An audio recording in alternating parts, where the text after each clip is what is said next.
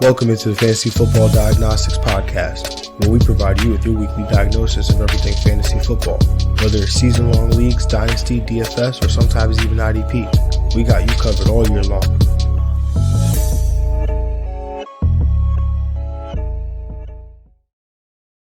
Let's do it. Let's get to it. Welcome into the Fantasy Football Diagnostics Podcast. And of course, I'm your host, Jon Jeune. And of course, on this week 3, wouldn't be a show without my guy, Greg Pennamon. Greg, what is good, bro? What is going on, people? What's good? Got this Monday night game tonight. Just in general, yeah, it was a decent week. You know, think out of my 7 teams, I should be. It's either gonna be 3 and 4 or 4 and 3, but the ones that we needed some wins in, we got it in. So that's what I'm boring.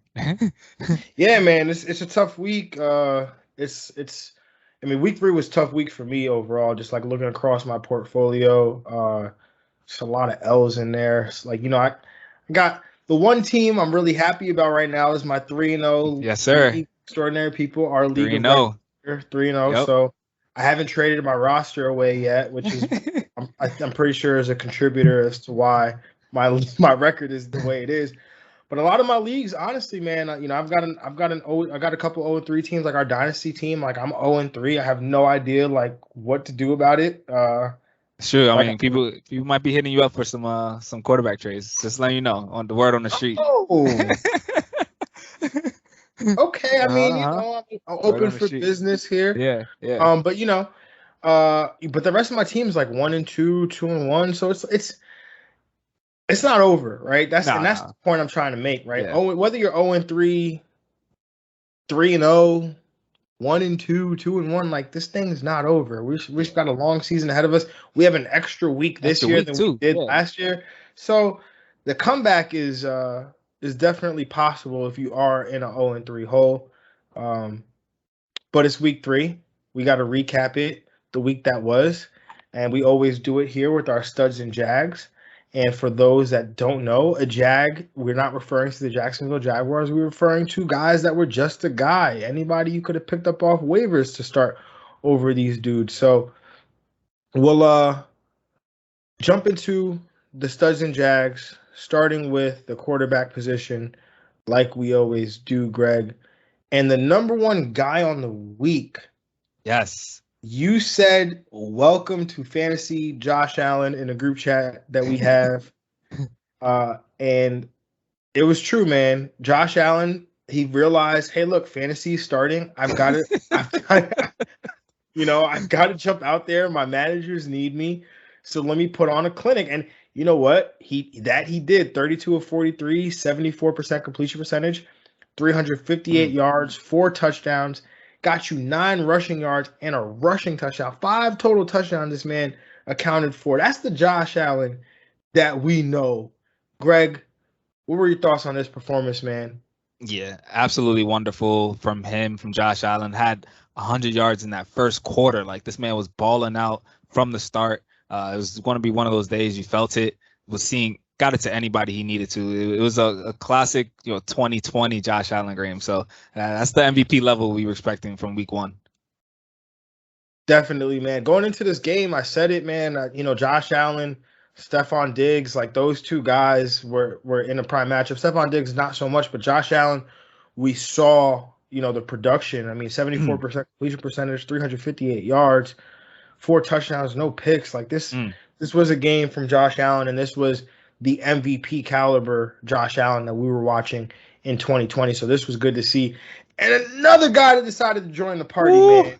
Yes, Our sir. guy here, Justin Herbert, 26 of 38, 281 yards, 4 touchdowns. Also added 16 yards rushing. Good for 30.84 fantasy points. Failed to mention Josh Allen had 37.2. But Justin Herbert here, 30.84.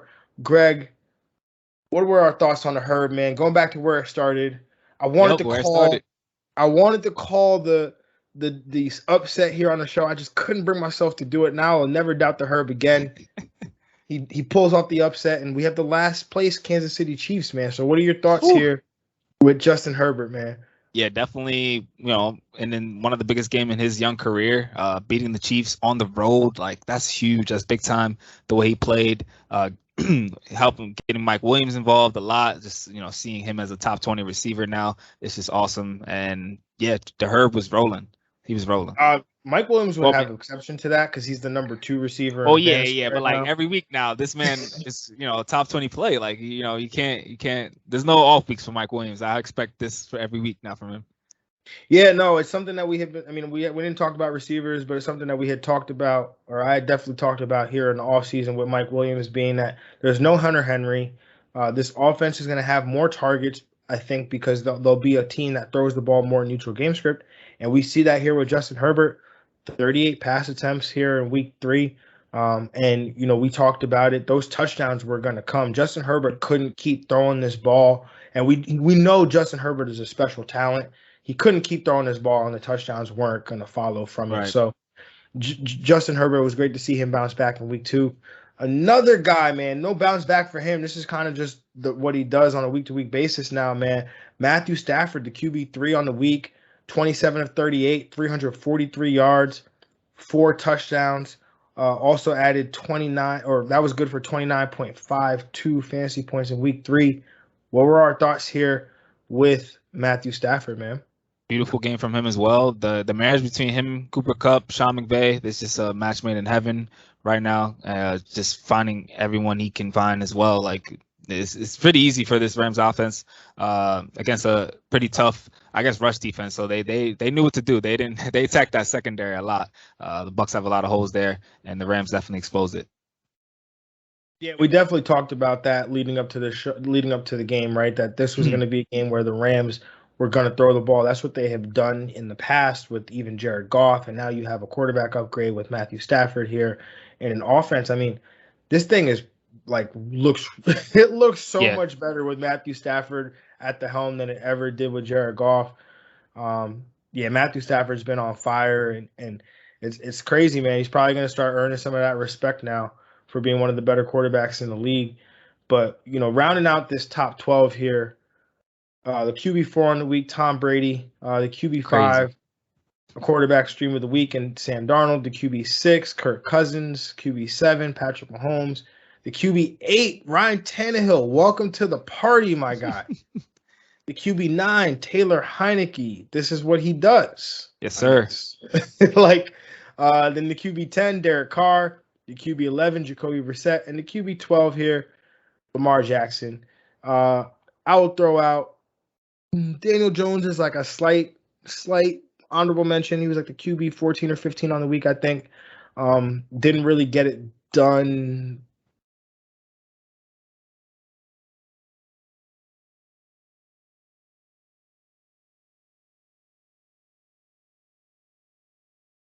Was it the final score 10-7? 2017, the Atlanta Giants game. Oh, there was that many points? Yeah. Oh, man. Yeah. Maybe I was thinking about when I was watching our red zone at halftime or something. But either way, for Daniel Jones to put that up, I don't think he had a touchdown in this game, Daniel Jones. Nah. But it's cool. Saquon's back. Yes. Yes, which we will get to. Saquon's back. Yes, sir. Any other quarterbacks that you want to shout out for a positive performance, or anybody in this top 12 here that really sticks out to you for having a good performance or even consecutive good performances? Jacoby Brissett falling into that top 12 was pretty good. And Taylor Heineke, like you mentioned, he's definitely here to stay. I think matchups that are not good for him, not favorable, or favorable, he's going to give you a safe floor, I think, and can be, I think, just a streamable quarterback in general. Like you wouldn't be wrong taking that, and also in 2 quarterback leagues, he's, I think, a starter. No, definitely in 2 quarterback leagues, he's got to be in your lineups for sure, or on your team. Gets a matchup against Atlanta next week, which is really good match. So, also had a rushing touchdown in this one too. And, had 8 rush attempts, 21 yards, but shows that he's able to get out there and boogie a little bit. And then the one that sticks out to me, man, Kirk Cousins, he's been playing some really good football, man. Dude completed 30 of 38 passes, 323 yards, 3 touchdowns. Has not thrown an interception in a game yet. Granted, Minnesota's 1-2, but they've played really hard. And Kirk Cousins is playing some really good football right now, man. He has, yep, definitely. Him and Derek Carr, who's also playing some good football here. And Again, 43 pass attempts. That's kind of the story here with Derek Carr. But let's get to the Jags, man. The guys. And it's going to start with one person for me, man. Justin Fields, my quarterback start of the week. If I ever had a start of the week that face planted, it was probably this one. This one was bad. Just not a good sighting from the 10th overall pick, the 11th. This is a bad week for all the rookie quarterbacks this week. No, all the rookie quarterbacks looked bad. I'm nowhere near panicking on Justin Fields. This was just not a good outing. I think he only had 6 completions in this one on 20 attempts. He was sacked 8 times in this game. It was just overall not a good performance here from the rookie quarterback in Justin Fields, and just not a really good start of the week by me. So, take that one on the chin. It is what it is. We live and we learn. Only had 3 rush attempts. Again, Matt Nagy, man, just messing stuff up. Yeah, he really just messed up the whole juju all the time, man. Just help your quarterback out. But some other guys, Carson Wentz, Teddy Bridgewater, Big Ben, some guys that probably you were looking to. Well, I guess nobody was going to play Carson Wentz this week, so I don't even know why he was on here. I guess. Teddy Bridgewater. Trevor Lawrence is got a high rostership, and he's just been not very good. So yeah. No. Teddy Bridgewater had a matchup against the Jets, which they ended up winning 26-20, but he did not have much to do about it in terms of the fantasy production. And then Big Ben, just the constant theme where he just looks washed. And very washed. Very washed. He threw they threw about 55 times and he couldn't even get, I don't know. It was just a bad 300 yards. Well, that led to this guy, Naji Harris, being the number 1 running back on the week. 14 attempts, 40 yards, no rushing touchdowns. And then you wonder, John, how does somebody do that and end up as the number 1 running back on the week in fantasy? Well, you get targeted 19 times as a running back, and you catch 14 of those for 102 yards, no touchdown, and that's like Christian McCaffrey-esque, right? I mean, I don't think Christian McCaffrey's ever saw a 19 target game. So, no. 28.2 fantasy points. Greg, what are your thoughts here on the performance by Naji Harris? I mean, you love to see that. Ben Roethlisberger, his ability to not really get down the field too much does help Naji. The fact that they don't really have one completely healthy receiver right now also does help also Naji, because Claypool was banged up throughout that game, but he fought through. No Deontay. Juju also was hurt. So this is great for Naji. 2 straight weeks where he's showed up. I think RB1 season is definitely here and here to stay, especially with the usage. He's getting all the opportunity in his offense. It was always high, so that's good. Naji Harris, continue to get in those PPR points. 19 targets, bro. Yeah, 19 targets. Ben checked it down to him on 4 for 9. It was crazy. He's gonna just fall into points. That game was not on red zone much, so I can't wait. I can't wait to really check it out. But 19 targets, man. Crazy. Absolute crazy. The RB2 on the week, man. Kareem Hunt, 10 of 81, 1 touchdown, 7 targets for 6 catches, 74 yards, good for 27.5 PPR points, all of which hurt me because I was in one of my leagues. I got Nick Chubb. Dude I'm playing has Kareem Hunt. And it's not like Nick Chubb had a bad game or didn't get the rock or nothing. Just Kareem Hunt got the targets and the touchdowns. But Greg, your thoughts here on Kareem Hunt? Yeah, this is gonna happen. Kareem Hunt has RB1 upside as well. We talk about that. I think Nick Chubb more often than not will end up at that RB1 week. But yeah, Kareem Hunt is just as good. This is a guy that was should be still in the Chiefs, man, killing every year, I think. So it's good to see him in this for the people that got him at that value, and continue for Cleveland to run the ball. We know the identity of Cleveland, and they're sticking to it. Absolutely, man. And then the RB3 on the week, James Robinson. 15 carries, 88 rushing yards, a touchdown. Also added 6 targets for 6 receptions and 46 yards. Did have a fumble. Did not lose it, though, but 25.4 PPR points in a game against Arizona. What were your thoughts here from the performance of James Robinson? Definitely awesome to see him back in this RB1 spot. Especially on a bad team, you would think that he be get more receiving work as his floor. It just wasn't happening in the first couple of weeks, but with ETN out, so it's good to see him back in here. I would hope that he can continue to give us this low in RB1 value, because the Jaguars should be always down, and he should always be getting at least a reception floor.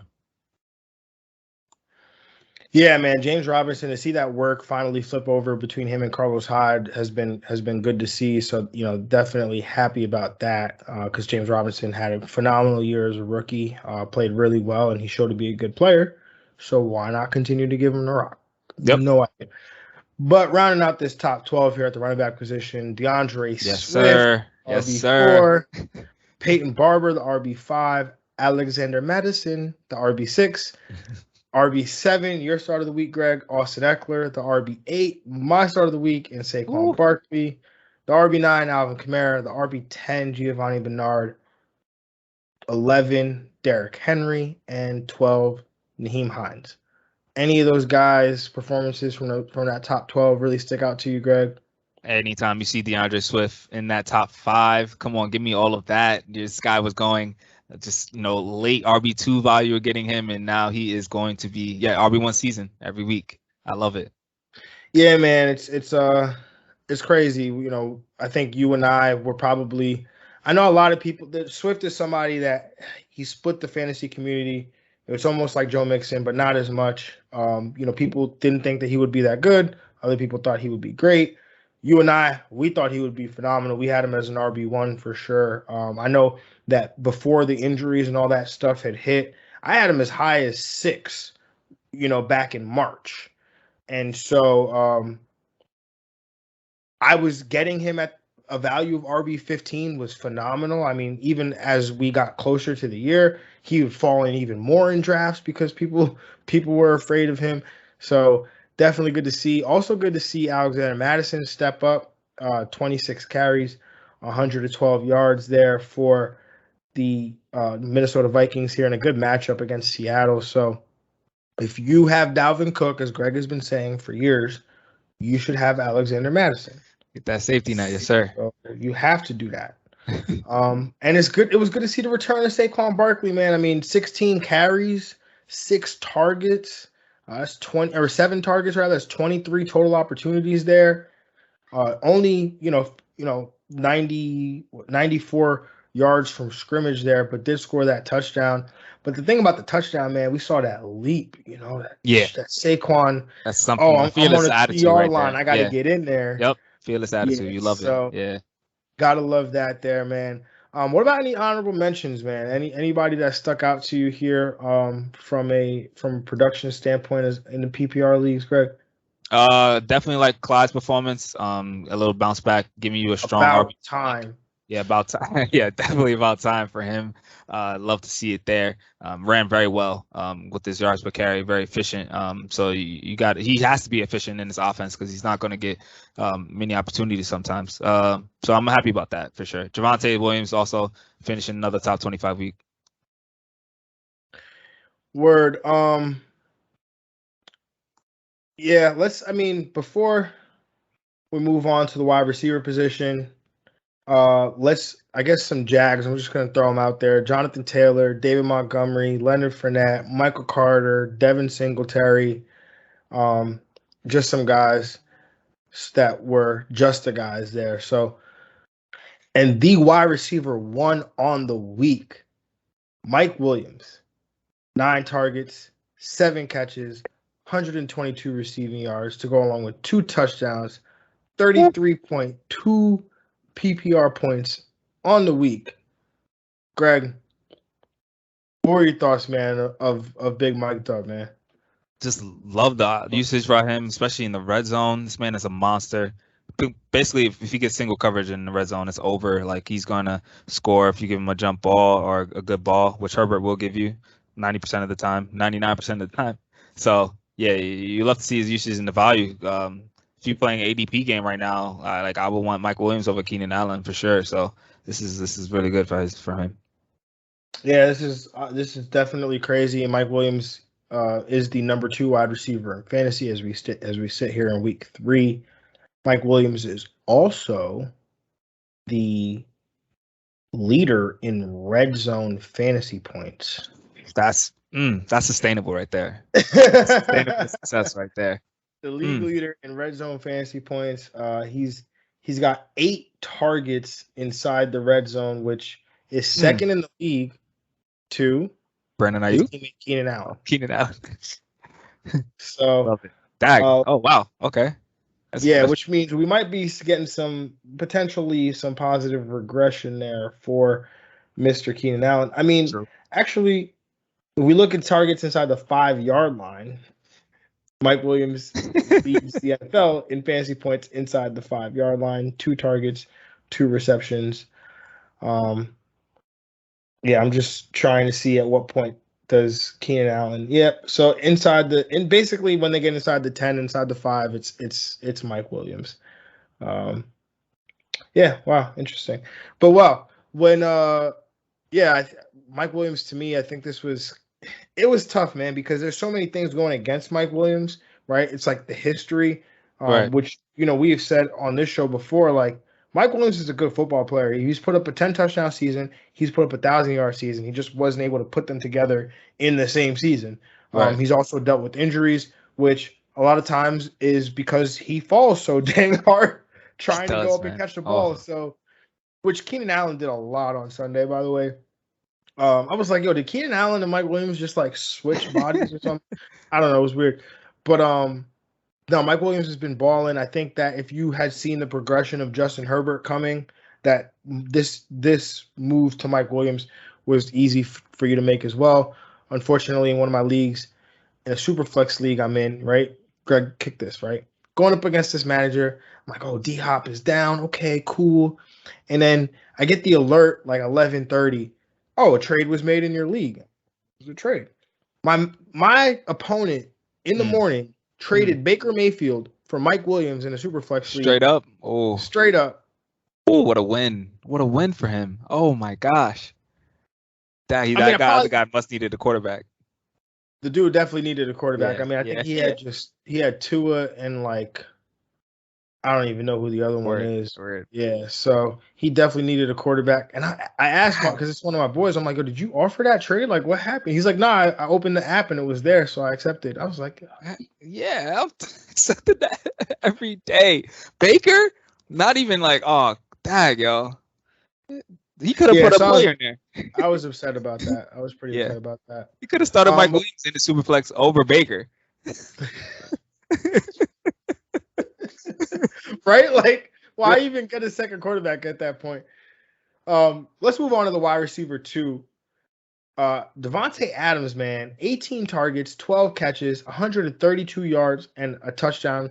Like, no one makes scoring 1-yard touchdowns easier than Davante Adams. Like, no receiver in the world can score a touchdown from the 1-yard line and make it as easy as it is for Davante Adams. Like, it's impossible. This dude, by last night, I was telling you this morning, Greg, and I posted this on Twitter, he was, by halftime, the wide receiver 12 for week 3, Davante Adams was. He had 7 catches, 70 yards, and a touchdown. He was the wide receiver 12 by halftime.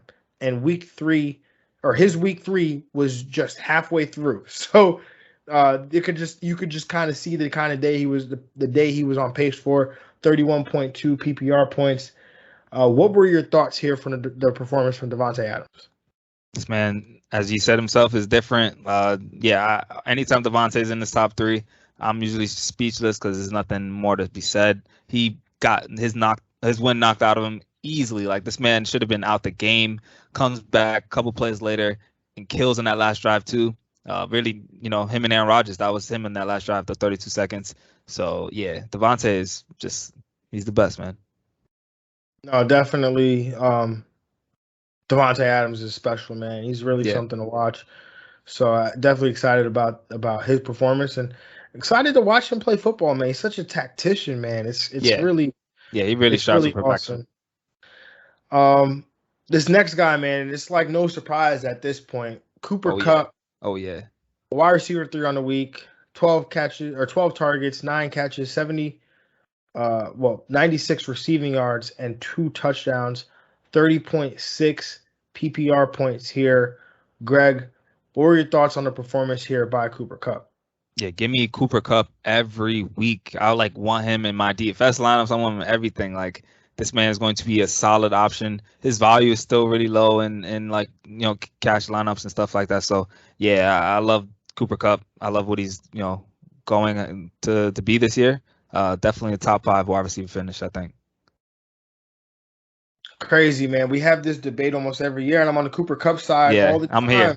I know. And now Greg is with me. I'm here, yo. Let's go. That target share is ridiculous. Like, every week, over 30%. Like, I'm pretty sure it was close to that number again this week.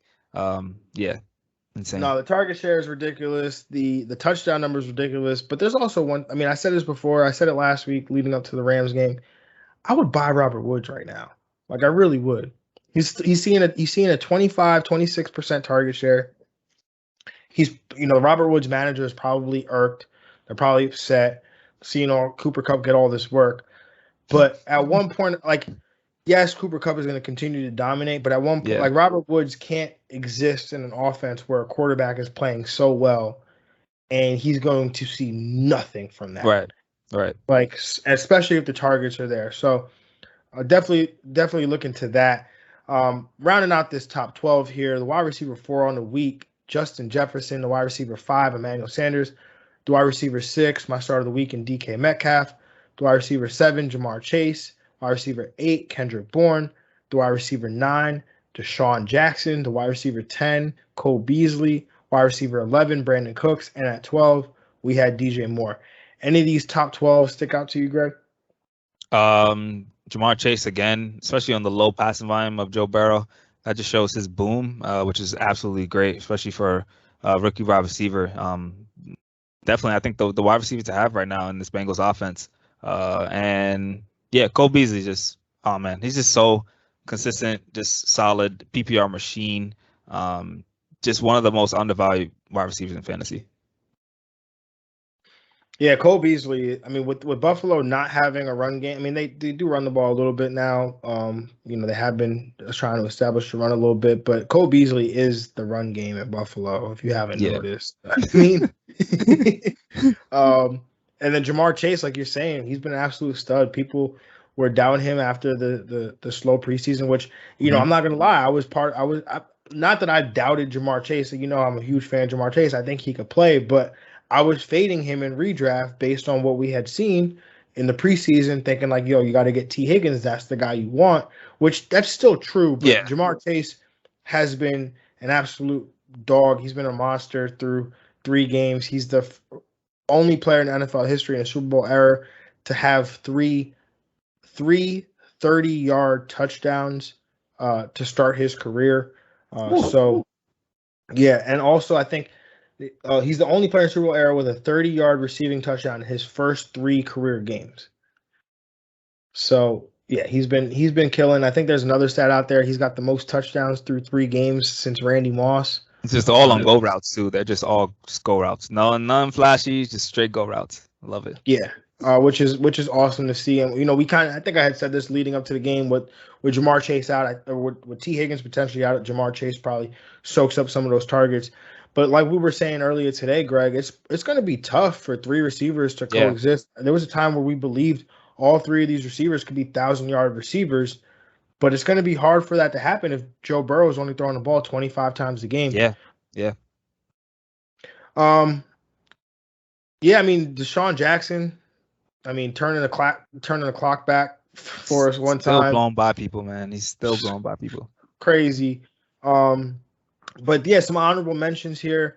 Hunter Renfro, who you said was a quality play this week. Keenan Allen, I'm gonna throw him on here. It's just football wise, Keenan Allen dominated that game. Like continuing to get first downs, moving the chains, making big plays in the pass game. Keenan Allen absolutely balled out.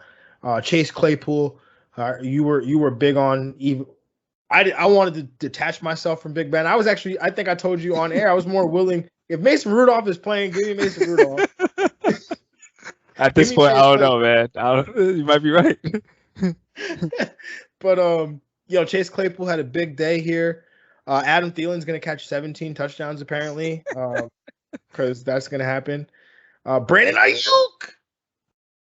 Love it. 6 targets. Just a nice incline up. You want to see more of the usage next week, but he had top 25 finish. There you go. Yeah, man, getting in that top 25, that was definitely great to see. MVS in the same game caught a touchdown. So if you took that DFS recommendation, I didn't, but if you took it, he wasn't on the main slate. He wasn't on the main slate. Right. That's true. Sunday night. And OBJ, man. OBJ in a Cleveland Brown jersey, 90 yards receiving.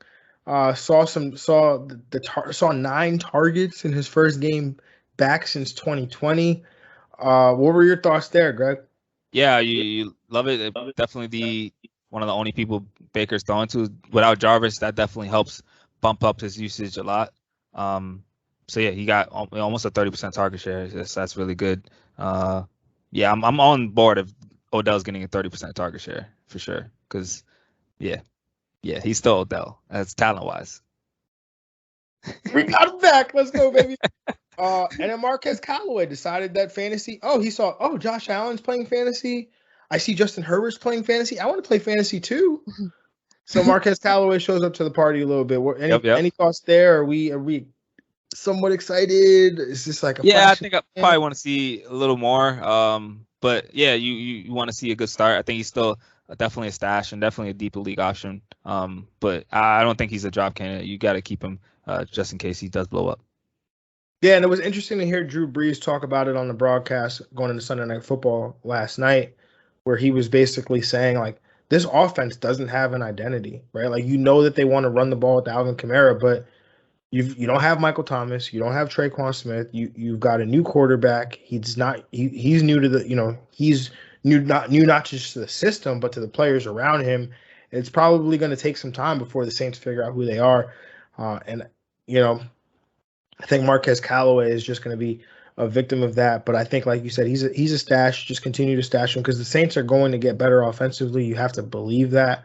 And Marquez Callaway has shown to be a good player in limited time. So we'll see about that. Let's get to the Jags, man. Terry McLaurin, not a great week for him.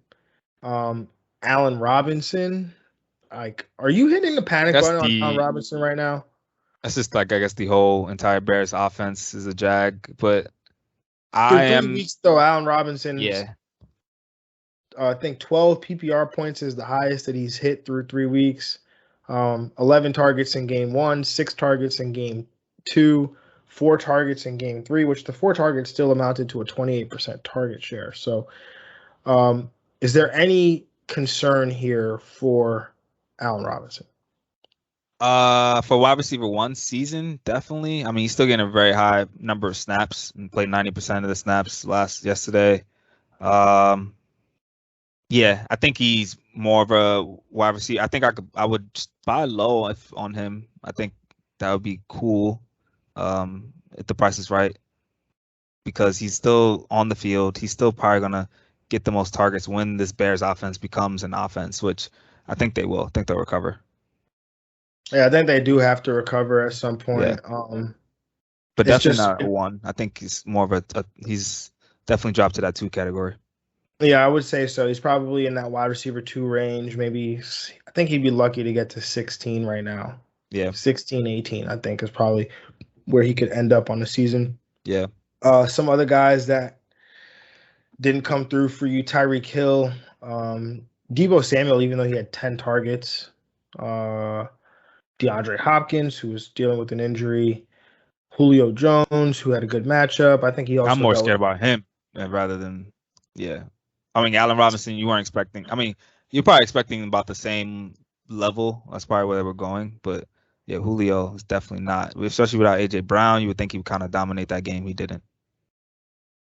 I'm not really surprised. I'm not going to say I'm surprised. I'm not surprised. Well, I'm surprised that in a game without A.J. Brown, Julio doesn't take off. Right. What I'm not surprised by is that Julio's not been overly productive through 3 weeks. Granted, it's only been 3 weeks. I'm not going to overreact here. But I didn't think that these two receivers could legitimately coexist in this offense. It's not like we're talking about an offense that it's not like the Chargers or the Chiefs, right, where they're going to throw the ball 600 times. Like, this team is going to, at most, throw the ball 500 times. So yeah, only played in 50% of snaps this week too. That's not good. Well, that's the thing for Julio too, right? Julio's always been banged up throughout his career, where like there's so many games where he only plays 50% of the snaps, something like that, right? So yeah, it's gonna happen. Tyler Lockett ended up dealing with an injury, I think, in this one too. So hopefully he's okay. Cortland Sutton though had a good matchup here against the Jets.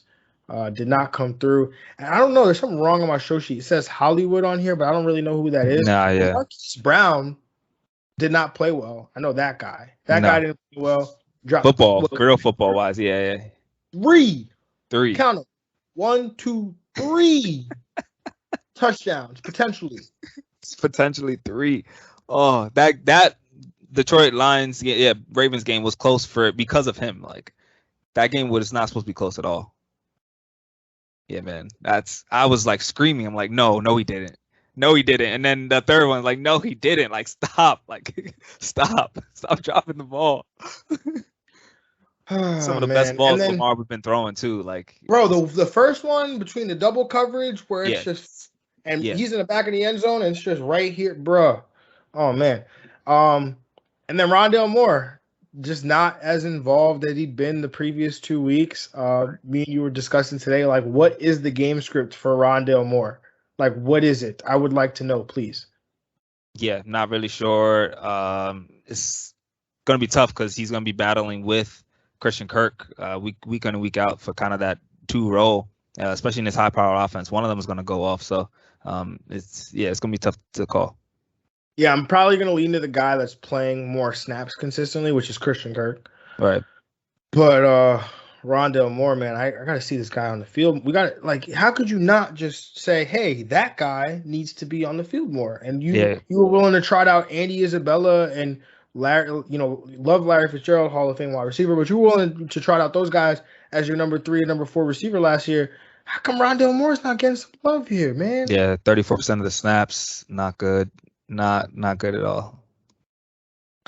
All right, man, let's move on to this tight end position. And the number 1 tight end of the week, Greg, I'm sure you saw this one coming. Tyler Conklin, right? Like, you had him in all your lineups, right? Like, nowhere on waivers, because you definitely saw the 7-catch, 70-yard game and a touchdown here coming from Tyler Conklin. Good for 20 PPR points. What were your thoughts, Greg? Oh yeah, definitely saw this. But good to see him play. Irv Smith Jr. was a popular breakout tight end candidate. He got injured before the season. Tyler Conklin was next in line, so nice argument for him. Kirk Cousins has been rolling, so I think he's definitely a streamable option. He's definitely on the waiver wire report. Yeah, I'm curious to see if this is a function of not having Dalvin Cook in the offense, because Dalvin Cook is somebody that sees like a 15-18% target share in this offense. So those targets have to go somewhere. I mean, Alexander Madison didn't necessarily see them. So I'm curious. We'll see how it goes, but definitely excited to see how this one breaks down. Because if the Minnesota tight end could be relevant, it just adds another tight end to the pool here. The tight end 2 on the week, I don't know what it was between Ryan Tannehill and Brandon Ayuk, Josh Allen, Mike Gesicki, all my guys, they decided that they wanted to play football again. True. So Mike Gesicki come in here as the tight end 2, 12 targets, 10 catches, and 86 yards. Why they don't throw the ball to this man every week, I don't know, but he's in a contract year, and I'm hoping that he makes a move intra-division. I'm just saying, shout out. Not gonna just say that out one time. 18.6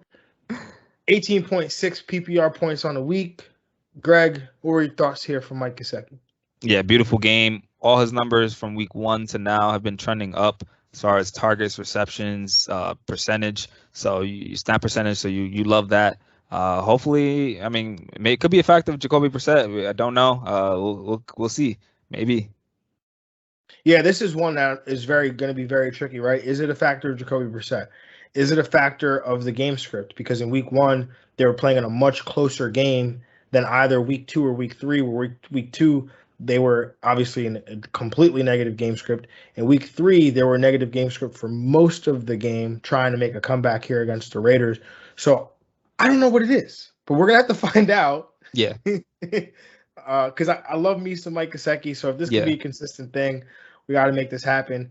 And Travis Kelce, I called my shot here. It didn't work, but he finished with tight end 3. Still a great week for Travis Kelce. 11 targets, 7 catches, 104 receiving yards, 17.4 PPR points on the week. What were your thoughts on Travis Kelce? Love it. Man's automatic top 3 to top 5 option every week. This is why you drafted him in the first round. So you expect these numbers. Yeah, definitely, man. And this guy, everybody wants to come to the party. It was the open. It was opening day for a lot of people. I know. George Kittle decides he wants to be the tight end 4. Mark Andrews, your start of the week, decides he wants to be the tight end 5. Yeah, all right. I gotta apologize to Tyler Higbee. I think. I think at this point I just gotta apologize to the man. Sir. Look, Tyler Higbee, I made you my bust, and I'm sorry because you've been balling. You threw up a dud in week 2 when I made you start of the week. So I obviously know I'll never do that again. But I will not talk negatively about you when it comes to fantasy football. Although 3 weeks in a row I've been saying positive things. Yes, it's true. We will make this a regular occurrence here on the show where John says nice things about Tyler Higbee. The tight end 5, the tight end 7, Dawson Knox, tight end 8, Logan Thomas, the tight end 9, Pat Freiermuth, the tight end 10, Tommy Tremble, the tight end 11, Darren Waller, and the tight end 12 will tie with Darren Waller for the tight end 11, Gerald Everett. Any of these guys, any of these performances stick out to you, Greg? Love Mark Andrews and again Dawson Knox, second straight week performing. Especially if Josh Allen's throwing like this, he has room for anybody and everybody. He got 4 fantasy players involved pretty much with Beasley, Diggs, Emmanuel Sanders, and Dawson Knox. Definitely, man. Definitely. Yeah, Gerald Everett, I thought played, 5 catches, 54 yards on 5 targets. That was pretty good there for Gerald Everett. So hopefully that can be a trend. There's no tight ends worth being an honorable mention because they're tight ends. No, yeah. But the Jags, I'm tired of talking about this one. And Kyle Pitts, we got to ask what to do about him today. Actually, you asked what we should do about him today. Kyle Pitts, man. What are your thoughts on him? What are your thoughts on the performance through 3 weeks? If you're a Kyle Pitts manager, are you panicking right now? Watching that game, like last drive, when they needed him, he came through. Like he got 2 huge catches on that last drive for the Falcons to get the field goal at the end. I think he's still like almost unguardable. He's playing snaps. He got 84% of the snaps this week, the highest so far. So it's looking like you could make an argument to hold him and have, hope and upside. Matt Ryan has been playing that well. I mean, that ties into it as my, quarterback bust, but I didn't think he would only be getting 3 targets. Like this, that was the lowest of so far. It went from 8 to 6 to 3. I'm still a believer in Kyle Pitts though. Yeah, I'm a believer in Kyle Pitts for sure. I mean, obviously he was my breakout tight end, and I've been talking about him being a top 4 option at the position, so I'm definitely a believer. But the tight end 15 through 3 weeks, all right, 13. Yeah, it sounds all right until I tell you that he's had 13.9 fantasy points. Because being the tight end 15 is kind of bad as far as scoring wise. Averaging 4.6 PPR points a game. Like you would make a profit starting Tyler Higbee. Over Kyle Pitts. You would make a profit starting Logan Thomas you would make a profit starting Dawson Knox. All these guys that were drafted way lower than Kyle Pitts, so that's the tough part. You did draft Kyle Pitts in like the 5th, 6th round, I'm assuming. Yeah. Yeah, so definitely tough there for Kyle Pitts. I'm not panicking, though. He's playing one of the toughest positions to adjust to in football. Although he barely plays it, he's playing out wide in the slot. I think the problem is that they don't utilize him enough. When he's getting targets, he's efficient with them. He's got, where is it? I just had it in front of me. But he's got 11 receptions for 139 yards on 17 targets, 8.2 yards per target. Kyle Pitts he's a rookie. He's athletic. We've seen the athleticism from him. And, I mean, the Giants, it seems, were keying on him as well because I mentioned to you there was a play in the red zone. I was watching Kyle Pitts, attentively, and he got doubled by the Giants. They said, we're not going to let Kyle Pitts beat us down here. And sometimes those things happen. So definitely something to watch. Another Jag, my tight end start of the week, Jared Cook. Noah Fant did not play great. TJ Hawkinson, man, like, come on, bro. We was just talking about paying a bag for you, bro. Like, I know it's all good. It happens, though. It happens. Yeah. I'm not worried about mine. No, it's not all that worrisome. But Greg, let's jump into some of this injury news. And one of the first pieces of news that comes out, obviously, we're going back to Thursday Night Football. Christian McCaffrey, he's dealing with the hamstring injury, will not be placed on IR, so that's great news for him, great news for his health. I mean, again, it could be a single game absence. It could not be a single game absence. We will see. I feel like this happened last year where they were just reluctant to put him on the IR and they just wouldn't do it. So it could end up being something that potentially lingers longer than we're thinking, but we'll have to see what happens.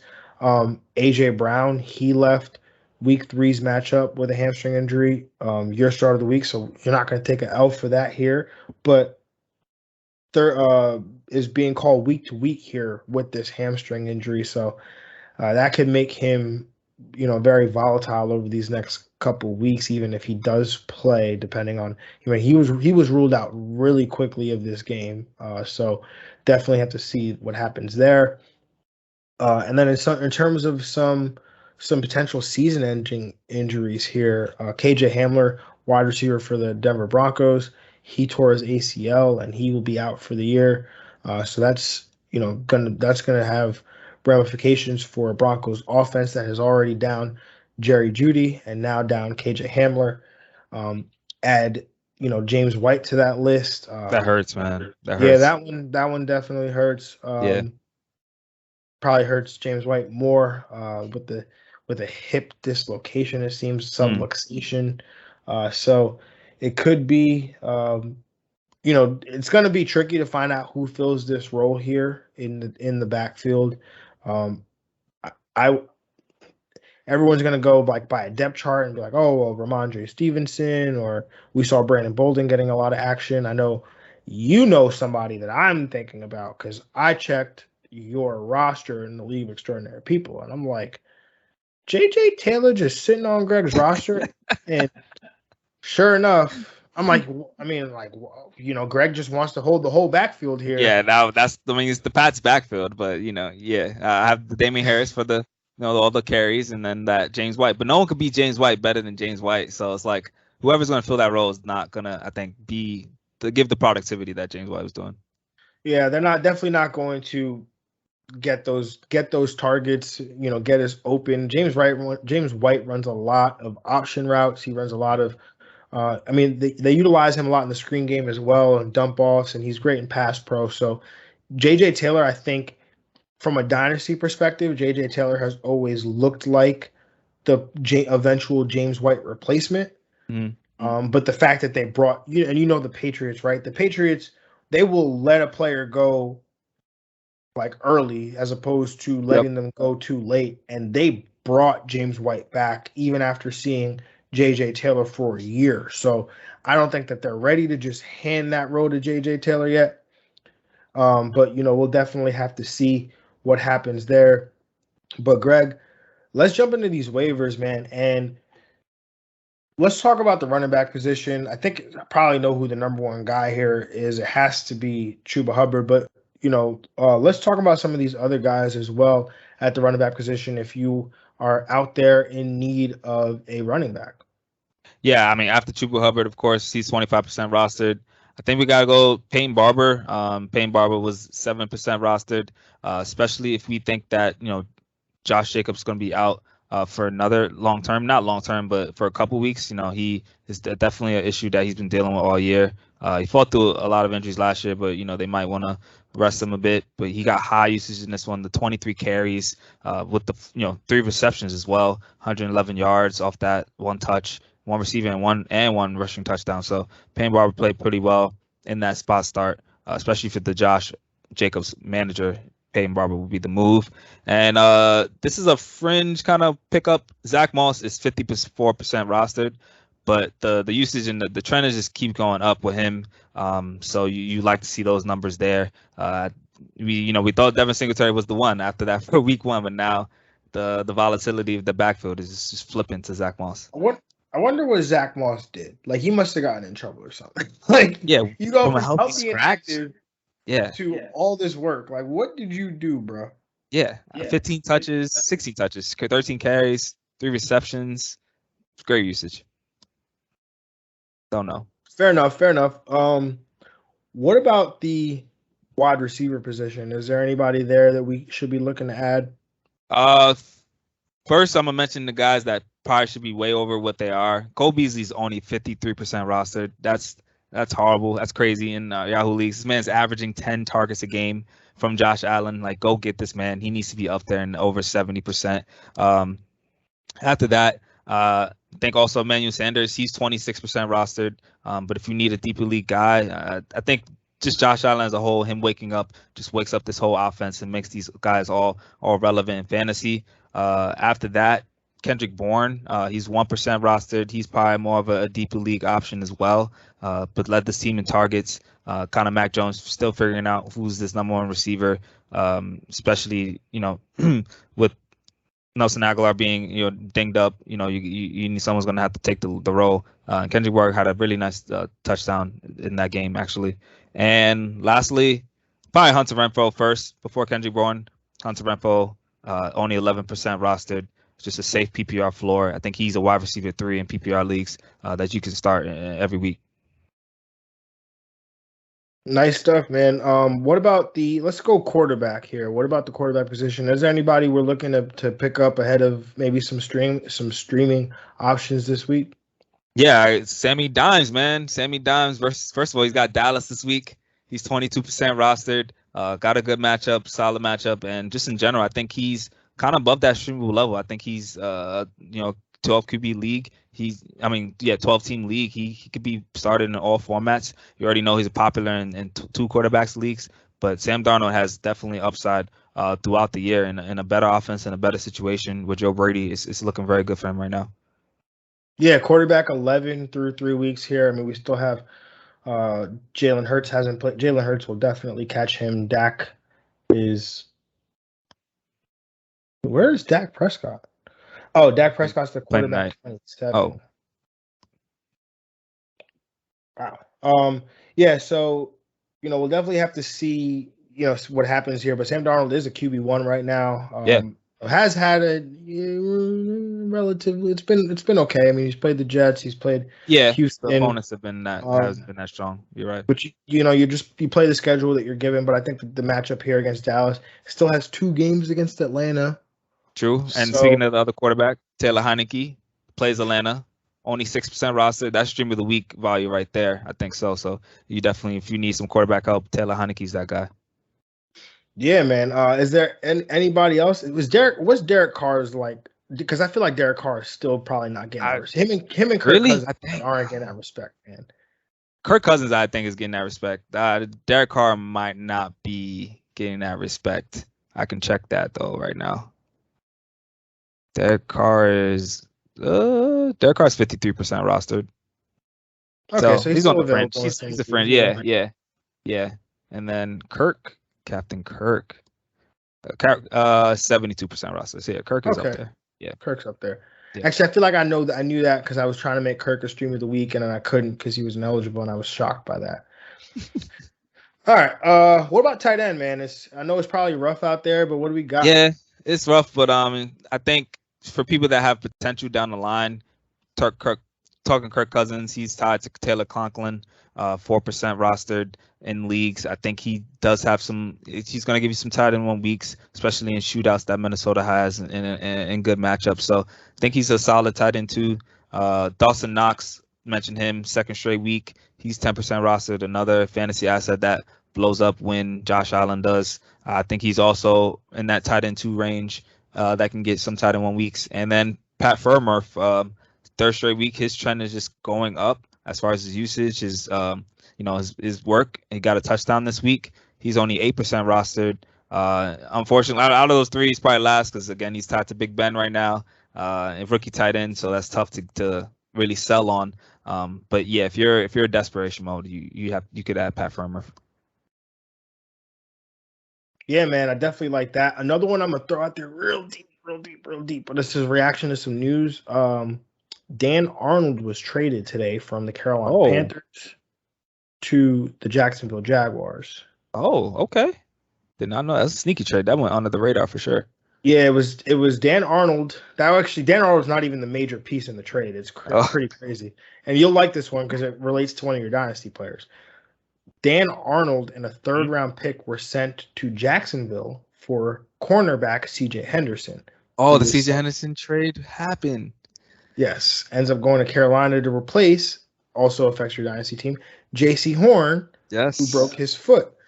Yes. So that with that trade happening, I think Dan Arnold becomes tight end. I think he becomes relevant in a Jacksonville offense that throws the ball to the tight end. Yep. Dan Arnold has been he's been a productive fantasy player through the years. And so I think that is some value there for Jacksonville. And I think we also get some value with the person that potentially replaces Dan Arnold in Carolina. I mean, people might look to Ian Thomas. I got my eye on Tommy Tremble. The rookie tight end. Had a rushing touchdown in the game, also had 1 reception, which he gained 30 yards on. So he seemed to be getting more playing time. This dude, you talk about athletes, like this dude is an athlete. He is reminiscent, and this I'm not the first person to throw this comp out there. It's been thrown out there a lot. And don't hear what I'm not saying. He's not this version of this next player, but his career, how it happened in college, is reminiscent of George Kittle, where you have an athlete who, because this guy is rocked up, he's like 6'2", 6'3", like 240, 250 pounds, ran a 4.5. He was a better blocker. He was known for being a blocker than he was a receiver at Notre Dame, which to me, that always translates well to getting on the field as a rookie, because as a tight end, you got to be able to block. Otherwise, you're not going to get on the field. Tommy Tremble, that was his strength at the University of Notre Dame. So I think this kind of opens up a window here for him to get into this offense. So just throwing it out there. Maybe we'll see what happens. That's for your deeper leagues, tight end premium, 2 tight end leagues, dynasty if he's out there. Tommy Tremble is a guy that I'm interested in. Anything else there, Greg? No. Yeah, those the mentions I think of the week for waivers. Not too many crazy people like must gets. Chuba Hubbard is definitely the must get. You're spending probably a lot, especially if you're a McCaffrey owner. You're probably spending that budget. Yeah, you're definitely gonna have to spend some money there. All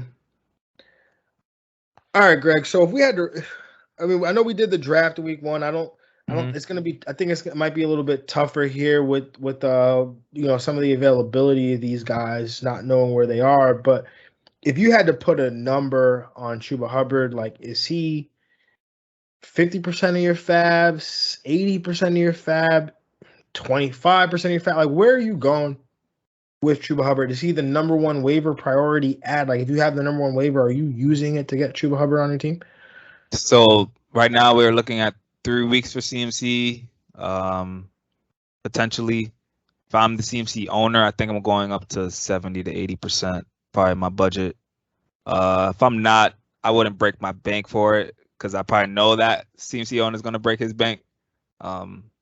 So if I'm not, I'll put up the money. I'll probably put 40%, 50%. Yeah, it would really depend where I'm at. If I really, really need this running back help, like I got nothing. Yeah. And I just need something to keep me afloat. Yeah, I might go ahead and spend that bread, man. I really might. Just 3 weeks to be three. That's 3 wins right there, possibly. I mean, think about if you were the guy that picked or the manager that picked up Mike Davis last year. Yeah. Right. Like nobody knew how long CMC was going to be out when it happened, and we heard, it'd be like a couple weeks, and then it just kept getting extended. Yep. And you got Mike Davis for super cheap, and you know what the volume is going to be like in this offense here. So definitely something that I would look to spend at least, I think, 50% of my budget there on Chuba Hubbard. If I really needed a running back. If you're just looking for depth, then obviously, like, if you're set at running back, you really just need receivers. I'll still throw out a bid because you could just be a trade chip at that point. You never know what happens. Maybe your league mates forget, and they're super conservative on it, and you end up getting him for like 20-25% of your budget. Just still throw in a bid. But what about the next guy? Who's the next guy you're like, I really got to get this guy on my team this week, or for the rest of the season? I'm gonna take out the 50% guys. So that'll be Kirk, Cole Beasley, and Zach Moss. Those are the fringe guys. I guess someone really under 50% would be, I guess Sam Darnold. I mean, that's probably the next person, especially if I needed some quarterback help. If if I was the Tua manager, especially in 2 quarterback leagues. I think I will go get Sam Darnold for sure. Depending on the availability of Josh Jacobs, Peyton Barber, but I think Josh Jacobs is not as serious as a CMC injury. So I'm curious though, like, what do you do with Zach Moss? Because I see you we kind of skip over him a little bit. Is he on the fringe or is he? He's 54% roster. 54% roster. So yeah. All right. So let's say Zach Moss is sitting there, Chuba Hubbard's sitting there. Ooh. Which one of these guys are you going after? I think I want these possible wins now from a starting running back, so I'm gonna take Chuba Hubbard. Yeah. I'm probably gonna still gonna take Chuba. Yep. Too. Getting possibly 3 great weeks versus still the volatility of Zach Moss is still there with Josh Allen and the Bills running back situation. Yeah, and I think that's the key there for me is that volatility is still going to be there. Devin Singletary still exists. Yeah. So I think that we'll be looking at a situation here where it could fluctuate week to week. So I definitely am going to want to have at least, like, I know I'm going to get this volume for X amount of time.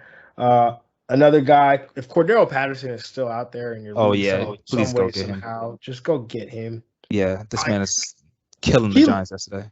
Bro, he looks like, literally eye test watching, like, he looks better, like a better running back than Mike Davis. Yeah, the better player just in general. Like, you could use him in more plays, more packages. Like, why wouldn't you want that? Like, just put him on the field more. It only took, like, how long has Cordero Patterson been in the league? Like 12 years. But it only took 12 years to get what I wanted, which is to watch Cordero Patterson be a full-time running back. And we finally get it. So, he still gets to keep his wide receiver tag. That's dope. Which is dope. All right. I think that's all we got here, man. Week 3, it was tough for me, but hopefully it was good for y'all. Hopefully it was good for everybody out there. But just remember, you're not out of it yet. So whatever your record may be, you're not out of it. You didn't win the chip yet. You still got 14 more weeks to go. So make sure you're checking to see who's getting dropped in your leagues, right? Mm-hmm. On waivers, look at the report, see who's getting dropped, so you could go ahead and put in a bid to get somebody the second time around, right? So just be mindful of that. But until next time, y'all, we will talk to y'all for the Thursday night preview as we preview the Jacksonville Jags taking on the Cincinnati Bengals. Battle of the last 2 number 1 picks. Joe Burrow, Trevor Lawrence. that's going to be a good game to talk about, good game to break down. True. So make sure you come back with us. Make sure you're rocking with us, vibing with us to listen to that breakdown. Catch these Thursday night previews and our streams of the week. So obviously, if you're listening to this, we appreciate you. If you're watching it, we appreciate you. Make sure you hit subscribe on both platforms. And until next time, we're out of here. Peace. Yeah.